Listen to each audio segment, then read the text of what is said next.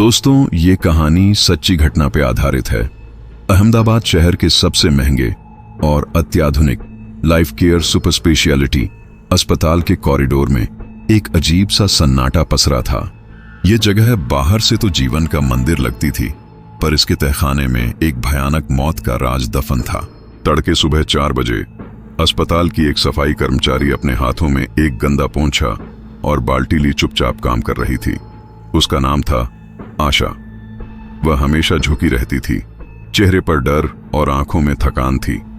उसके गालों पर एक पुराना कट का निशान था जो उसकी कहानी को दयनीय बनाता था।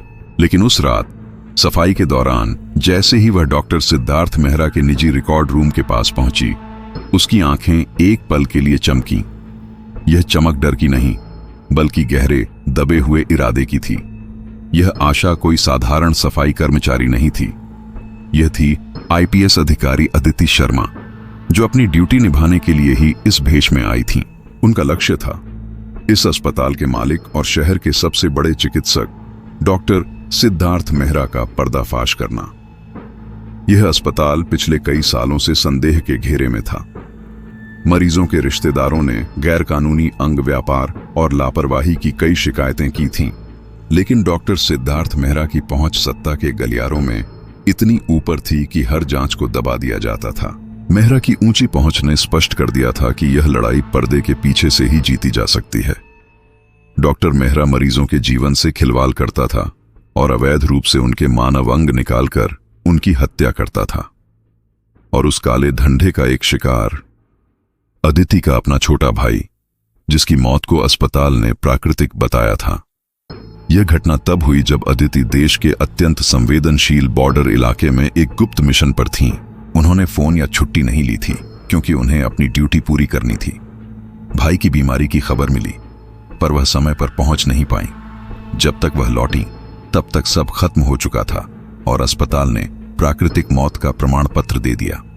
अदिति को अपनी ड्यूटी निभाने और भाई को न बचा पाने का गहरा पछतावा था, और इसी अपराध बोध ने उन्हें न्याय के लिए इस जोखिम भरे भेष को धारण करने के लिए मजबूर किया। अदिति ने पिछले 2 हफ्तों से यह अपमानजनक भेष धारण कर रखा था।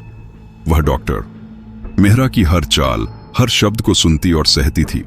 लाइफ केयर सुपर स्पेशियलिटी अस्पताल केवल एक आलीशान इमारत नहीं थी, बल्कि यह शहर के सबसे अमीर और सबसे शक्तिशाली लोगों की पहुंच का प्रतीक था।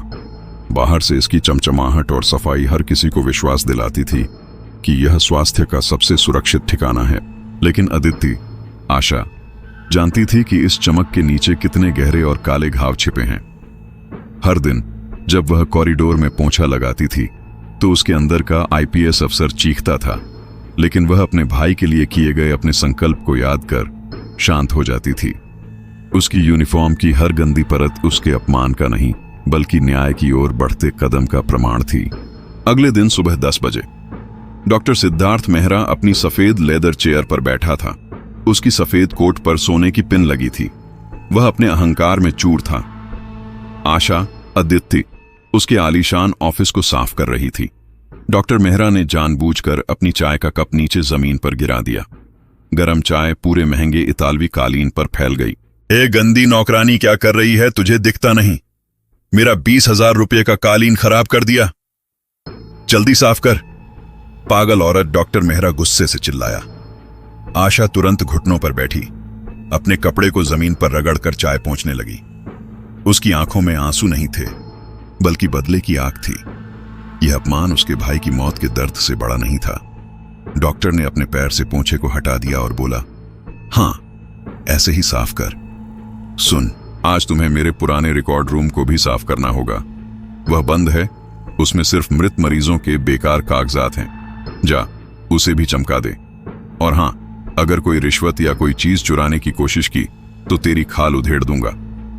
डॉक्टर मेहरा ने उसे चाबी दी और हंसने लगा। उसे अंदाजा भी नहीं था कि उसने अपने ही खिलाफ सबूतों के तहखाने की चाबी उस महिला को दे दी है जो उसकी मौत बनकर आई है। आशा, अदिति का दिल जोरों से धड़क रहा था। उसे पता था कि उसके भाई की फाइल उसी रिकॉर्ड रूम में है, और उसी में वह छिपी हुई चिप है जो वेंटिलेटर की गड़बड़ी का सबूत देगी। रिकॉर्ड रूम में घुसते ही अदिति ने दरवाजा अंदर से बंद किया। पोंछा और बाल्टी एक कोने में फेंक दी और सीधे फाइलों के बीच अपने भाई की फाइल ढूंढने लगी।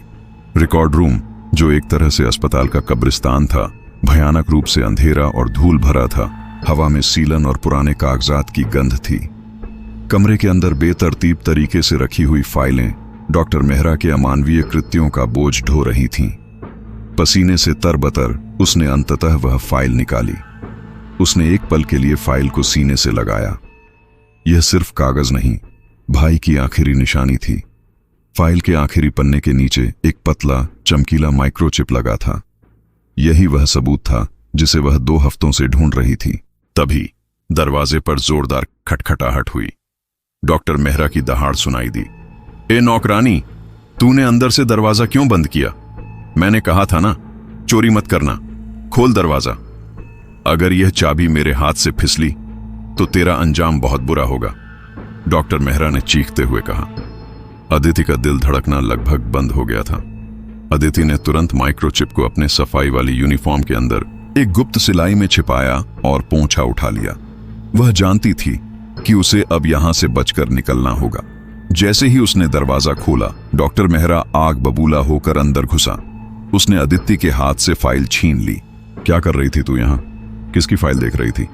ए भिखारिन की तरह दिखती औरत, हिम्मत कैसे हुई मेरी प्रॉपर्टी को छूने की? डॉक्टर ने गुस्से में उसका हाथ मरोड़ दिया। अदिति ने दर्द से कराहने का नाटक किया। सर, मैं तो बस अंदर पोंछा लगा रही थी, धूल बहुत थी। डॉक्टर मेहरा ने एक भयानक मुस्कान दी। धूल? तुझे पता है, तुम जैसी गंदी चीजों को मैं एक पल में एसडक पर फेंक सकता हूं। चल निकल यहां से, और आज के बाद मुझे अपनी शक्ल मत दिखाना। डॉक्टर ने अदिति को जोर से धक्का दिया, जिससे वह बाल्टी पर गिर पड़ी। वह दर्द से कांप रही थी, लेकिन चिप सुरक्षित थी। उसने धीरे धीरे उठकर अपना पोंछा और बाल्टी उठाई और अस्पताल से बाहर की ओर चलने लगी। डॉक्टर मेहरा ने हंसते हुए कहा, जा और अपनी गरीबी को कहीं और लेकर जा। बाहर निकलते ही अदिति अस्पताल के मुख्य गेट के पास रुकी। उसे पता था कि डॉक्टर मेहरा के गार्ड उसे देख रहे होंगे, इसलिए उसने जानबूझकर एक टूटे हुए डस्टबिन के पास जाकर रुकने का नाटक किया। उसने तुरंत अपनी यूनिफॉर्म की सिलाई खोली और माइक्रोचिप निकाली। यह न्याय की चिंगारी थी। उसने तुरंत अपने एसपी को एन्क्रिप्टेड मैसेज भेजा, चिप हासिल, लोकेशन मेन गेट। और फिर उसने उस चिप को अपनी टूटी हुई चप्पल के नीचे छिपा दिया, ताकि तलाशी होने पर भी वह सुरक्षित रहे। उसके चेहरे पर अब डर नहीं, एक आईपीएस अधिकारी की दृढ़ता थी, जो अब अपने अपमान और अपने भाई की मौत का बदला लेने के लिए पूरी तरह तैयार थी। तभी 2 तेज पुलिस जीप और एक ब्लैक एसयूवी अस्पताल के गेट पर आकर रुक गईं। गाड़ियों से वर्दी में एसपी और डीएसपी उतरे। डॉक्टर मेहरा तुरंत बाहर आया। एसपी साहब, आप, ये सफाई कर्मचारी चोरी करके भाग रही है, इसे गिरफ्तार कीजिए। एसपी राजन ने डॉक्टर मेहरा की ओर देखा और फिर अदिति, आशा की ओर मुड़े। एसपी राजन ने झुककर अदिति को सलामी दी। एसपी की कड़क आवाज गूंजी, ma'am, IPS Aditi Sharma. Sir, सबूत हाथ लग गया है। उसकी आंखें आईपीएस अदिति को घूर रही थीं। उसने उस फटे हुए घायल चेहरे की ओर देखा, जिसे वह थोड़ी देर पहले गंदी नौकरानी कह रहा था। अदिति ने जोर से अपने चेहरे पर पड़ा वह गंदा कपड़ा हटाया। उसने अपनी आईपीएस आईडी निकाली और डॉक्टर मेहरा के चेहरे के सामने लहराई। उसकी आंखों में अब विजय और न्याय का तेज था। डॉक्टर सिद्धार्थ मेहरा, आज से 2 हफ्ते पहले तुमने एक बीमार, बेबस भाई की हत्या की थी, सिर्फ गैर कानूनी अंग व्यापार के लालच में। और आज तुमने एक आईपीएस अफसर को अपमानित किया, उसे गटर का कीड़ा कहा और उस पर हाथ उठाने की हिम्मत की। तुमने सिर्फ मेरा अपमान नहीं किया, तुमने इस वर्दी का और इस कानून का अपमान किया है। अदिति की आवाज अब आंसुओं से भरी पर गंभीर थी। मेरा नाम आईपीएस अदिति शर्मा है। तुमने जिसे गंदी नौकरानी समझा, वह आज तुम्हारे काले धंधे का पर्दाफाश करेगी।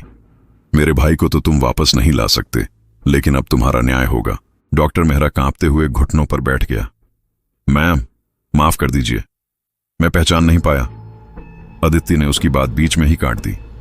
कानून को पहचान की जरूरत नहीं होती मेहरा, कानून को सबूत चाहिए, और सबूत यह रहा।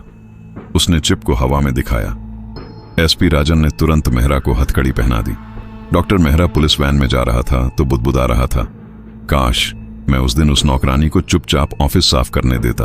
तो दोस्तों, यह कहानी थी आईपीएस अदिति शर्मा की, जिसने अपने भाई के लिए न्याय पाने के लिए सबसे बड़ा और सबसे जोखिम भरा भेष धारण किया। यह साबित करता है कि न्याय गरीबी की धूल ओढ़कर भी अपने लक्ष्य तक पहुंच जाता है, और जब वह सामने आता है तो बड़े बड़े अहंकार टूट जाते हैं। अगर आपको यह भावनात्मक और सस्पेंस से भरी कहानी पसंद आई है तो इसे लाइक करें, दोस्तों के साथ शेयर करें और अपनी राय कमेंट में जरूर बताएं। हमारे चैनल सुनो खिस्सा को सब्सक्राइब करना ना भूलें और प्लीज इस वीडियो को ज्यादा से ज्यादा हाइप कीजिए।